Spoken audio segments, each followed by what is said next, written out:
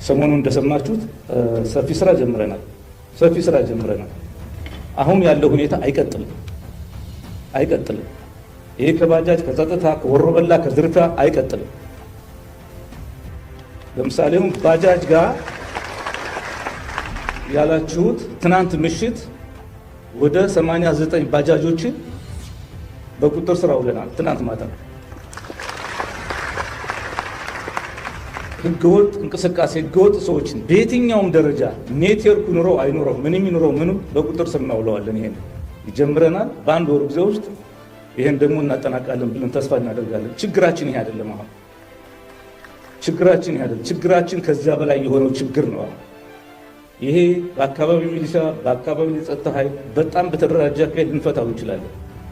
ከዚያ በላይ ግን እንደ ህዝብ እና እንደ ሀገር ያለን አደራ ወይም ደግሞ ችግር ለመፍታት የሚወሰደው ላይ ነው የእናንተም የአዴፓም የመንግስትም ጥንካሬ የሚለካውና በዚያ መንገድ እኔ በተለይ ህዝቡ ራሱን ማደራጀት አለበት ብዬ አምናለሁ። ራሱን ከዚያ በላይ ማዘጋጀት አለበት ብዬ አስባለሁ። ቢኮዝ አማራን ለማፍረስ ያልተሰራ ስራ የለም። ይሄ ምድር ላይ የተቀበረ ሳይሆን ከምድር ወጥቶ እያየነው ነው። ይሄ ትውልድ ደግሞ ይህን ታሪክ ካልተሻገረ ታሪካዊ ስህተት ይፈጽማል። እኔ አንዳንድ ጊዜ አባቶቻችን ስትናገሩ ያለ አባቶቻችን ከአሁን በኋላ የሽምግልና የድርድር ንግግር አታድርጉ። ጀስት ህሊናችሁና መሬት ላይ ያለውን እውነት ለመናገር ሞክሩ። ከቻላችሁ ደግሞ እንደ አቡነ ጴጥሮስ ሁኑ።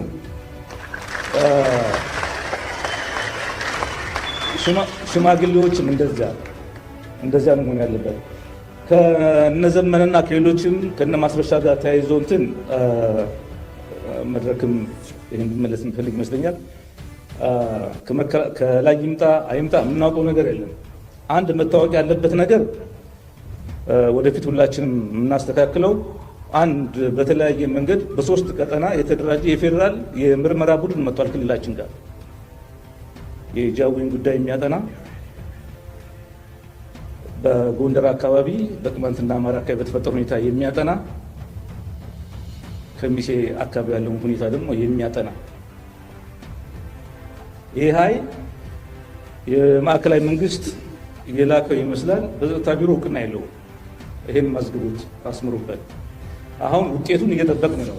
ምርመራው እስከምን ድረስ ይሄዳል እየጠበቅነው ነው። በፈለገው ደረጃ ይሁን የክልሉ የጸጥታና ደህንነት ቢሮ ሳያውቀው አንድም ግለሰብ ከዚህ ምድር ውስጥ አይወጣም ወደ ሌላ ቦታ። ይሄ ግልጽ መሆን መቻል። በየትኛውም ደረጃ የሚገኝ ባለስልጣን በየትኛውም ደረጃ ንግግር ያድርግ ይሄ ተግባር አይሆንም። እዚህ ምድር ላይ ግን ደግሞ እኛ ማሰብ ያለብን በክልላችን ውስጥ ያለውን ጸጥታ ማስከበር ያለብን እኛ ነን። እዚህ ጋር ዝርፊያው ቅድም የተቀመጠው በተለያየ መንገድ ባለሀብቶችን ሀብትና ንብረታቸውን የመዝረፍ በተለያየ መንገድ የአካባቢያችን ሰላም የማናጋት ስራ በእኛው ልጆች ይፈጸማል። እነሱ ጋር ምህረት የለንም። ይሄ እንድታውቁ ውስጣችንም ጋር ቢሆን ማለት ነው። ውስጣችንም ጋር ቢሆን ምህረት ሰው የህግ የበላይነት ይከበራል። የአማራው ታሪክ ደግሞ ቀና እንዲል እየሰራን ነው። ይሄ ደግሞ ይቀጥላል ብለን ተስፋ እናደርጋለን። ስለዚህ አስተያየት ለመስጠት ነው። አመሰግናለሁ። ሰላም የኢትዮ አዲስ ዴይሊ ቤተሰቦች፣ ዛሬ ሀገራችን ውስጥ እየተከናወነ ያለውን አንድ አንገብጋቢና ውስብስብ የፖለቲካ ጉዳይ ይዘንላችሁ ቀርበናል። ይኸውም የትግራይ ህዝብ ነፃ አውጪ ግንባር ወይም ህወሓት ወቅታዊ ሁኔታ ነው። ይህ ጉዳይ በተለይ ለትግራይ ህዝብና በአጠቃላይ ለሀገራችን ሰላምና መረጋጋት እጅግ ወሳኝ በመሆኑ በህወሓት ዙሪያ ያሉትን ክሶች፣ የውስጥ ክፍፍሎችና የተለያዩ ክርክሮችን በጥልቀት በመመርመር ሁሉንም ዝርዝር መረጃዎች በአሳታፊ መንገድ እናቀርብላችኋለን። በብሔራዊ ምርጫ ቦርድ ከህጋዊ የፖለቲካ ፓርቲነት የተሰረዘ ህወሓት በራሱ ላይ በህገወጥ መንገድ እገዳ እንደተጣለበት በጽኑ ገልጿል። ከዚህም ባሻገር በቀጣይም እሱን የማያካትት ምርጫ በትግራይ ክልል ለማካሄድ እቅድ አለ ሲል ከባድ ክስ አቅርቧል። ይህ ክስ በራሱ የትግራይ የፖለቲካ ምህዳር ይበልጥ ውጥረት ውስጥ የሚያስገባ ጉዳይ ነው። የህወሓት ቃል አቀባይ አቶ ሚካኤል አስቆድም በሰጡት ይፋዊ መግለጫ ላይ ህወሓትን በህገወጥ መንገድ የማገድና በትግራይ ህገወጥ ምርጫ የማካሄድ አዝማሚያ አለ በማለት ይህንን ሁኔታ የዘፈቀደ ውሳኔ ሲሉ በግልጽ ጠርተውታል። ይህ አቋም ህወሓት በጉዳዩ ላይ ያለውን ከፍተኛ ተቃውሞና ተስፋ መቁረጥ ያሳያል። ህወሓት በኢትዮጵያ ብሔራዊ ምርጫ ቦርድ የህጋዊ ፓርቲነት እውቅናውን ያጣው በምን ምክንያት እንደሆነ ማስታወስ ተገቢ ነው። ቦርዱ ፓርቲው ነሐሴ 7 2016 ዓ.ም ያካሄደው 14ኛ ጠቅላላ ጉባኤ የሚጠበቅበትን ህጋዊ ሂደት ሳይከተልና ለምርጫ ቦርድ ሳያሳውቅ በመካሄዱ ተቀባይነት የለውም የሚል ደብዳቤ እንደተጻፈለት ይታወሳል። የፓርቲው ህጋዊ ሰውነት የተሰረዘውም በዚህ ምክንያት እንደሆነ ተገልጿል። ህወሓት ከህዳር 8 2018 ዓ.ም እስከ ህዳር 13 2018 ዓ.ም ድረስ የማዕከላዊ ኮሚቴ ስብሰባውን አካሂዶ ነበር። ከዚህ ስብሰባ መጠናቀቅ በኋላ የፓርቲው ቃል አቀባይ አቶ ሚካኤል በሰጡት መግለጫ በትግራይ ክልል ህገወጥ ምርጫ የማካሄድ ፍላጎት እንዳለ አብራርተዋል። ይህ ደግሞ ህወሓትን ኢላማ በማድረግ ህዝቡን ለማጥቃት የታለመ እንደሆነ ትኩረት በሚስብ መልኩ ተናግረዋል። ቃል አቀባዩ ከመደበኛው የህወሓት ህጋዊ ሰውነት መሻር ጉዳይ በተጨማሪ በሰጡት ጋዜጣዊ መግለጫ ላይ ከኤርትራ መንግስትና ከፌዴራል መንግስት ጋር ስላለው ግንኙነት እንዲሁም ስለ ተፈናቃዮች አንገብጋቢ ጉዳይም በርካታ ጥያቄዎች ቀርበውላቸዋል። እነዚህ ጥያቄዎች የትግራይን ክልል ወቅታዊ የፖለቲካና የሰብአዊ ቀውስ ውስብስብነት የሚያሳዩ ናቸው። አቶ ሚካኤል የ14ኛው የህወሓት ጠቅላላ ጉባኤ ላይ የተላለፉ ውሳኔዎች አፈጻጸም በማዕከላዊ ኮሚቴው መገምገማቸውን ገልጸዋል። ይሁን እንጂ ይህ 14ኛው ጉባኤ በራሱ አወዛጋቢ እንደነበር ይታወሳል። ጉባኤው ከከፍተኛ የፓርቲው አመራሮችና ከአባላቱ እንዲሁም ከብሔራዊ ምርጫ ቦርድ ተገቢውን ህጋዊ ሂደት የተከተለ አይደለም ተብሎ ከፍተኛ ትችት ሲቀርብበት ነበር። ጉባኤው በህወሓት ሊቀመንበርና በምክትሉ በሚመሩ የድርጅቱ አባላት መካከል ሰፊ ክፍፍልን ፈጥሮ እንደነበር ብዙዎች ያስታውሳሉ። የህወሓት ጠቅላላ ጉባኤ መካሄድ መጀመሩን ተከትሎ የቀድሞ የመንግስት ኮሚኒኬሽን ጉዳዮች ጽህፈት ቤት ሚኒስትር ዶክተር ለገሰ ቱሉ ይህ ድርጊት የ2 ዓመቱን ጦርነት ያስቆመውን የፕሪቶሪያ ስምምነትን የሚጥስ ነው ማለታቸው አሁንም አይዘነጋም። ይህም ጉባኤውን ፖለቲካዊ ክብደትና አንድምታ አጉልቶ ያሳያል። በ14ኛው አወዛጋቢ ጉባኤ ላይ በወቅቱ የድርጅቱ ምክትል ሊቀመንበር የነበሩት አቶ ጌታቸው ረዳን ጨምሮ 17 የማዕከላዊ ኮሚቴ አባላት፣ የድርጅቱ ቁጥጥር ኮሚሽን፣ አብዛኞቹ የደቡብና የደቡብ ምስራቅ ትግራይ ወረዳዎች እንዲሁም የመቀለ ከተማ ክፍለ ከተሞች ባለመሳተፋቸው በፓርቲው ውስጥ የነበረው ክፍፍል ምን ያህል ስር የሰደደ እንደነበር በግልጽ ያሳያል። በወቅቱ አቶ ጌታቸው ረዳ ባወጡት መግለጫ ጉባኤው ትግራይና ህዝቡን አደጋ ውስጥ ከመክተት የዘለለ እርባና የለውም ሲሉ የጉባኤውን ዓላማና ውጤት በጽኑ ተችተው ነበር።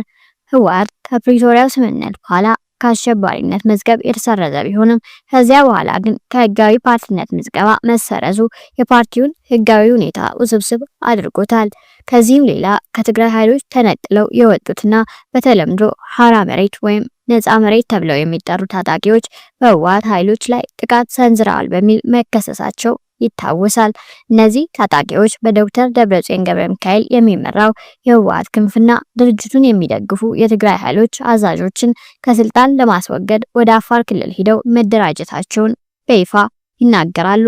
ህወሓት በበኩሉ እነዚህ በአፋር ክልል ጋር በሚዋሰኑባቸው አካባቢዎች እንደሚንቀሳቀሱ የሚነገርላቸው ታጣቂዎች ጀርባ ያለው የፌዴራል መንግስቱ ነው ሲል መክሰሱ አይዘነጋም። ይህ ክስ በትግራይ ክልል ውስጥ ያሉትን ውጥረቶችና የጥርጣሬ ድባብ ይበልጥ ያወሳስበዋል። የህወሓት ማዕከላዊ ኮሚቴ ጉባኤ የተካሄደው በክልሉ ውስጥ ከፍተኛ ውጥረት በነገሰበትና በበርካታ አካባቢዎች የሰላም ስጋት በፈጠረበት ወቅት ነበር።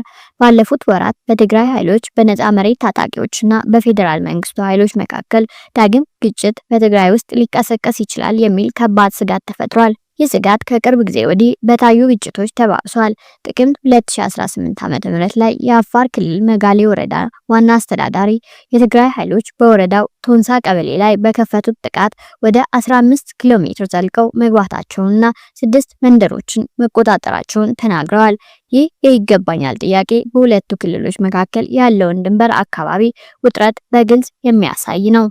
በወቅቱ የኢትዮጵያ መንግስት በድሮን ጥቃት በትግራይ ኃይሎች አባላት ላይ ጉዳት ማድረሱን ህወሓት በበኩሉ ገልጿል። ይህም ግጭቶች ሙሉ በሙሉ እንዳልቆሙና የጥቃት ልውውጦች እንዳሉ ያመለክታል።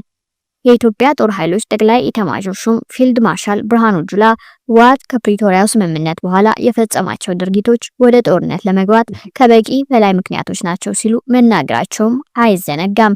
ይህ ደግሞ የፌዴራል መንግስት በህወሓት ድርጊቶች ላይ ያለውን ከባድ አቋም ያመለክታል። በፓርቲው ከፍተኛ አመራሮች መካከል በተፈጠረ ሰፊ ልዩነት ምክንያት የፓርቲው ሊቀመንበር ዶክተር ደብረጽዮን ገብረ ሚካኤል ከጉባኤው ረግጠው ወጥተዋል እየተባለ በማህበራዊ ሚዲያ ላይ ከፍተኛ ወሬ ሲናፈስ ቆይቶ ነበር። ሆኖም ግን የህወሓት ቃል አቀባይ ይህንን መረጃ ሐሰት ነው ሲሉ አስተባብለዋል። በማዕከላዊ ኮሚቴ ስብሰባው ላይ መወያያ አጀንዳ የሆነው በ14ኛው ጉባኤ ላይ የተላለፉ ውሳኔዎች አፈጻጸም እንደሆነ አብራርተዋል። ህወሓት በቀድሞው የትግራይ ክልል ጊዜያዊ አስተዳደር ፕሬዝዳንት አቶ ጌታቸው ረዳ የሚመራውን ቡድን የአገር ክህደት ፈጽሟል ሲል በተደጋጋሚ ክስ ሲያቀርብ ቆይቷል።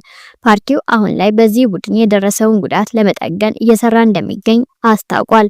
ቃል አቀባዩም የህዝባችንን አንድነት ለማወክ በጎጠኝነትና በኋላ ቀርነት ጥረት ቢደረግም ስለ አንድነት ውይይት ተደርጓል ሲሉ የውስጥ ክፍፍሉን ለመፍታት እየተደረገ ያለውን ጥረት አመልክተዋል። ከዶክተር ደብረጽዮን ቡድን ጋር ከፍተኛ መቃቃር ውስጥ ገብተው የቆዩት አቶ ጌታቸው ረዳ ከ2 ዓመት የትግራይ ክልል ጊዜያዊ አስተዳደር ፕሬዝዳንትነት ቆይታ በኋላ መጋቢት 2017 ዓ.ም ላይ ስልጣናቸውን ለምክትላቸው ሌተናንት ጄኔራል ታደሰ ወረደ አስረክበዋል። በተጨማሪም አቶ ጌታቸው ከበርካታ የህወሓት ከፍተኛ አመራሮችና አባላት ጋር በመሆን ስምረት የተባለ ተቃዋሚ ፓርቲ መስርተው በሊቀመንበርነት እየመሩ ይገኛሉ። ይህ የፓርቲው የውስጥ ክፍል እስከ አዲስ ፓርቲ ምስረታ የደረሰበትን ደረጃ ያሳያል። ከጦርነቱ በኋላ ያልተመለሰው የተፈናቃዮች ጥያቄ አሁንም የከፋ ሰብአዊ ቀውስ ሆኖ ቀጥሏል። ከምዕራብ ትግራይ የተፈናቀሉ ወደ 1 ሚሊዮን የሚጠጉ ሰዎች ለ5 ዓመታት ያህል በመጠለያ ውስጥ ለመኖር ተገደዋል። እነዚህ ወገኖች ያለ ሰብአዊ እርዳታ በከፍተኛ ችግር ላይ መሆናቸውን በመግለጽ ወደ ቀያቸው ለመመለስ የሚጠይቅ ሰላማዊ ሰልፍ እስከ ማድረግ ደርሰዋል። በፕሪቶሪያ ስምምነት መሰረት ተፈናቃዮች ወደ ቀያቸው መመለስ የነበረባቸው ቢሆንም ይህ ገና ሊሳካ አልቻለም። የትግራይ ክልል ጊዜያዊ አስተዳደርና የፌዴራል መንግስትን በተፈናቃዮች አለመመለስና በፕሪቶሪያ ስምምነት አለመከበር አንዳቸው ሌላቸውን ተጠያቂ ሲያደርጉ ቆይተዋል። ህወሓት በምዕራብ ትግራይ ያሉ ታጣቂዎች እንዲሁም አዲስ ሰፋሪዎች እንዲወጡና የራሱን አስተዳደራዊ መዋቅር እንዲዘረጋ ጠይቋል። ይህ የክልሉን አስተዳደራዊ አወቃቀር በተመለከተ የሰፋ የፖለቲካ ልዩነት እንዳለ ያሳያል። ጠቅላይ ሚኒስትር አብይ አህመድ በበኩላቸው ለተፈናቃዮች ወደ ቀያቸው አለመመለስ ህወሓትን ተጠያቂ አድርገዋል። በትግራይ ክልል ያሉ ተፈናቃዮች ራያ ላይ እንደመለስ ነው፣ ጸለምት ላይ እንደመለስ ነው፣ ወልቃይት ላይም መመለስ አለበት፣ ይህ የመንግስት ጽኑ አቋም ነው ሲሉ በህዝብ ተወካዮች ምክር ቤት ውስጥ በግልጽ ተናግረዋል። ይህም የመንግስትን የቁርጠኝነት አቋም የሚያሳይ ነው።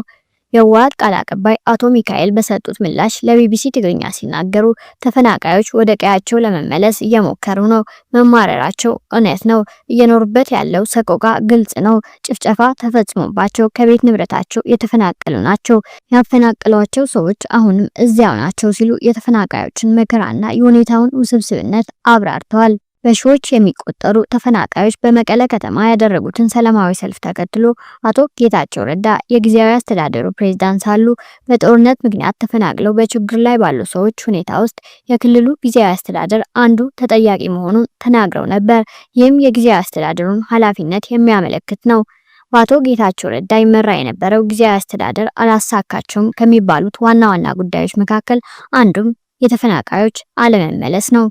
ከትግራይ ክልል ተወክለው የፕሪቶሪያ ስምምነት ተፈራራሚ ከነበሩት መካከል አንዱ የሆኑት አቶ አሰፋ አብርሃ ከቢቢሲ ትግርኛ ጋር ባደረጉት ቆይታ ተፈናቃዮችን በማስመለስ ረገድ ዋናው ኃላፊነት የፌዴራል መንግስት መሆኑን አጽንኦት ሰጥተዋል። ቅድሚያ የሚሰጠው ለሰብአዊነት መሆኑን በመግለጽ ግዛት ወይም ካርታ ማረጋገጥ ጉዳይ አይደለም፣ ግዛቱ የኛ የሚሆነው ህዝቡ በመሬቱ ላይ ሲኖርበት ነው፣ ህዝቡ እዚያ ከሌለ ቦታው የኛ አይደለም በማለት ጥልቅ አስተያየታቸውን ሰጥተዋል። ደግሞ የችግሩን ሰብአዊ ገጽታ በግልጽ ያሳያል። ከኤርትራ ጋር ስላለው ግንኙነትም በፌዴራል መንግስት በኩል ሲቀርቡ የነበሩ ክሶች አሉ። ህወሓት ከኤርትራ መንግስት ጋር እየሰራ ነው የሚለው ክስ መሰማት ከጀመረ ሰነባብቷል። አቶ ሚካኤል ግን ስለ ጉዳዩ ጭምጭምታ ይሰማል። ሆኖም በፓርቲም በመንግስትም ደረጃ ከኤርትራ መንግስት ጋር ግንኙነት አልተጀመረም ሲሉ በጽኑ አስተባብለዋል። የኢትዮጵያ ውጭ ጉዳይ ሚኒስቴር ለመንግስታቱ ድርጅት ወይም ተመድ በጻፈው ደብዳቤ የኤርትራ መንግስትና ህወሓት ጽምዶ በሚል ጥምረት ኢትዮጵያ ላይ ጦርነት ለመክፈት እየሰሩ ነው ብሎ መክሰሱ ይታወሳል። ይህንን ክስ ህወሓትም ሆነ የኤርትራ መንግስት በየፊናቸው አስተባብለዋል። የውጭ ጉዳይ ሚኒስቴር በተጨማሪም ኤርትራና ህወሓት በቅርቡ የፋኖ ታጣቂዎች የሰሜን ወሎ ዋና ከተማ የሆነችውን ወልዲያን ለመቆጣጠር ባደረጉት ሙከራ ውስጥ ተሳትፈዋል ሲል ባለፈው መስከረም ወር ላይ ከሷል። ጠቅላይ ሚኒስትር አብይም ማንኛውም ከውጭ ሀገራት ጋር የሚደረግ ግንኙነት መካሄድ ያለበት በፌዴራል መንግስት በኩል መሆኑን አጽንኦት በመስጠት እነሱ ህወሓት ከውጭ መንግስት ጋር ምን እያደረጉ ነው ሲሉ በተወካዮች ምክር ቤት ውስጥ ውንጀላ አዘል ጥያቄ ማቅረባቸው አይዘነጋም። የህወሓት ቃል አቀባይ በሰጡት ምላሽ ከሻዕቢያ ጋር ወዳጅ በመሆን ብልጽግናን ለመውጋት የተደረገ ንግግር የለም። እኛ እያልን ያለነው በጋራ የፕሪቶሪያ ስምምነትን እንተግብር ነው። ሁለታችንንም የሚጠቅመውም እሱ ነው፣ የሚያስተሳስረንም እሱ ነው ብለዋል። ይህም የህወሓትን አቋም በፕሪቶሪያ ስምምነት ትግበራ ላይ ያተኮረ እንደሆነ ያሳያል። በአጠቃላይ ህወሓትን የከበበው ሁኔታ የፖለቲካ ሽኩቻ፣ ክሶች፣ የውስጥ ልዩነቶችና ሰብአዊ ቀውሶች የተጠላለፉበት ውስብስብ ጉዳይ ነው። ከህጋዊ ማንነቱ መነፈል ጀምሮ ከኤርትራ ጋር ግንኙነት አለው እስከሚለው ክስ እንዲሁም በሚሊዮን የሚቆጠሩ ተፈናቃዮች ዕጣ ፈንታ ድረስ ያሉ ጉዳዮች ሁሉ በጥንቃቄ ሊታዩ ይገባል። ለትግራይ ህዝብና ለአጠቃላይ የኢትዮጵያ ፌዴሬሽን የሰላም መንገድ አሁንም ፈታኝ ቢሆንም የህዝቡና የመሪዎቹ ድምጽ ለሰላም፣ ለፍትህና ለመረጋጋት ያላቸውን ምኞት ማጉላቱን ቀጥሏል። ለበለጠ ትንተናና ወቅታዊ መረጃ ከኢትዮ አዲስ ዴይሊ ጋር ይቆዩ።